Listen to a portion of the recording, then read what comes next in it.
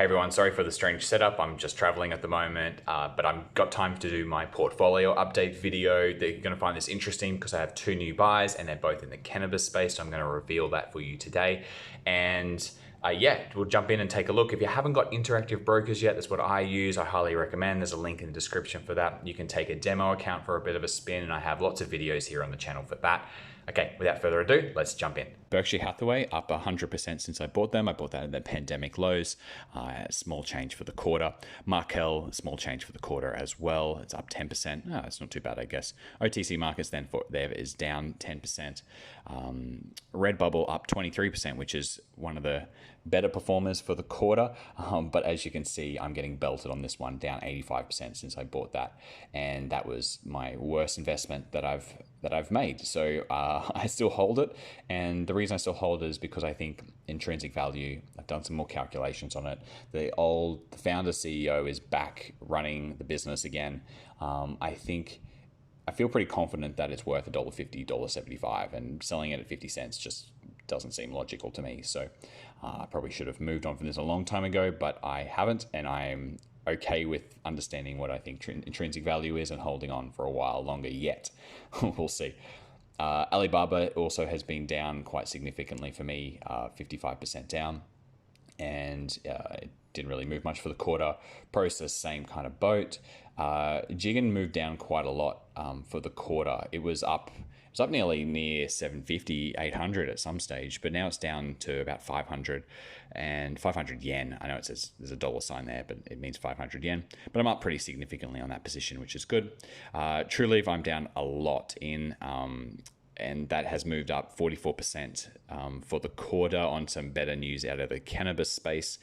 And maybe my cannabis videos were quite timely because things have started to move in that world, which is interesting. KPG, I've had that for about a year now, and it moved down 12% on the quarter. I'm about flat for the year. Now, SDI Group is very interesting. It's down 43% since I bought it, down 35% just in the quarter alone. And this is something that I'm actually planning to add more to. So I'm hoping that the prices stay a little low while I gather some money together and move some money around, and I'm going to actually hopefully add to that position. There's a few positions here that I'm finding quite interesting that I'd like to add a little more to. SDI Group being priority number one at the moment. I think that's a very well-run business and now at a very good price. So yeah, pretty interested in that one. Teqnion was down a little bit. It's up quite significantly since I bought that. Terravest has moved up a lot in the quarter, up 31%. And CSAM, which has now changed its name to Omda, just to not be too confused there. And just in the last couple of days, it's moved down to close to 30. So this is down quite significantly now. I really like this business too, but there's still a few things they need to solve, and I'm just keeping an eye on that closely at the moment, but that's interesting. Nelnet's another one that I potentially could be adding to. I think that's undervalued and a really good business. DSW, I'm down 20% or so in since I bought that just in the previous quarter. So that's fine. I'm going to hold that. That could go through some ups and downs coming up, but I think they've got a very good lean business model that I think will be fine in the future. Jumping into the new buys, I did buy two in the cannabis space. As you might be aware from my cannabis series that I've just put out, Glasshouse is something that I'm very interested in, and I did make a position at about 358. It's moved up quite quickly up to 450. That moved up 26% since I made that little purchase. Now, Goodness Growth, I've made a small position in, and this one's a little interesting. This is not the best business, let's be clear. But I think it is so asymmetrical. Things don't have to go very right for them. They really just have to stay alive. And this business is worth at least triple, maybe quadruple what it is today, just if they cannot go bankrupt. So that's sort of the asymmetry of this bet. And I think they're going to be okay. I think the CEO running that business is quite switched on. I think they're getting help from Grown Rogue now, which I think is one of the better cannabis players out there. So I think there's a lot of things that can reduce the risk of this going to zero for Goodness Growth. And it should be valued a lot higher. So that's sort of how I'm looking at Goodness Growth. It is very different to how I normally make investments. It's a little bit of a test. I have a thesis in place. I am seeing how this plays out. It is quite a small position I've made, which gives me comfort knowing that I'm not going to, if I do make a mistake here and this goes badly, it's not going to be a big deal. But if it goes really well, it will be significant. So I think I've thought through the balance there. So this next little table here is just highlighting my total returns since I started tracking this back in January 2020. There's been a fair few changes since then, so I'm not there yet. I know I'm hoping in the next sort of 2 years, my portfolio is a lot tighter and a lot closer to what I actually want it to look like. There's investments that I've made here that wouldn't make today, and that's part of the learning curve, and that's why I'm doing YouTube videos. It's why I track everything. It's why I have this transparency, is so that I can improve. And as you can see, my total returns since January 2020 is about 17%, and the S&P in that time is up 32%. So I'm trailing the S&P 500 at the moment, which, that sucks.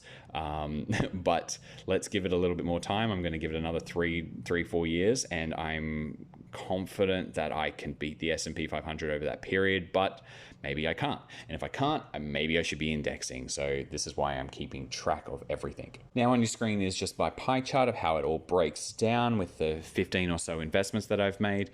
And you can see there that Alibaba makes up the biggest percentage there, about 13%. If Alibaba goes back towards what I think its fair value is, or anywhere near where I paid for it, which is pretty much a double from here, that's going to become quite a big percentage of the pie. So be it. I'm okay with that. I think it's growing, interesting business that has just been, yeah. We all know about Alibaba. All right, my cannabis positions now are making up quite a big piece. I call that kind of one position because it's sort of predicated on a very similar thesis. So I'm calling it just the cannabis investments. Trulieve is thrown in there, even though it's pretty small at the moment, but that's okay. Terravest has done well. Judgement has done well. So they're making up bigger and bigger percentages as we go. And as you can see there, how it sort of all breaks down. I normally start with about a 5% position. That's sort of what I like to aim for, and then let it grow from there. So that's sort of what's happened with Judgement and Terravest in particular, Teqnion as well. And SDI Group down there at 3%, I'm going to probably beef that up a little bit. Now, if I look at how it breaks down geographically, I think this is interesting to show as well, that I have the US taking up a big percentage and China, so that's about half the portfolio. And China obviously being Prosus and Alibaba, the US being, the Berkshire Hathaways, the Markels, there's a handful, like the cannabis stocks, there's a handful of different businesses that make up US. Then we got Canada, which is Terravest, Japan, which is Judgement, Australia, KPG, Sweden being Teqnion, and UK and Norway being the rest. So yeah, I hope that gives me some geographic diversification as well, which is something that wasn't really setting out to do specifically, but it's just the way it's kind of happened, how I've been finding companies in investments in different parts of the world. And I think this is a benefit, but it wasn't intentional. So anyway, that's it. I hope you've enjoyed the video. Now, if you do have a company that I haven't invested in that you think I really should take a look at, please leave it in the comments below. Obviously, I like serial acquirer type businesses. Other than that, please leave a like. I'm so close to 15,000 subscribers. I'd love a few more just to knock over that little milestone. And yeah, that's it. I'll see you in the next video.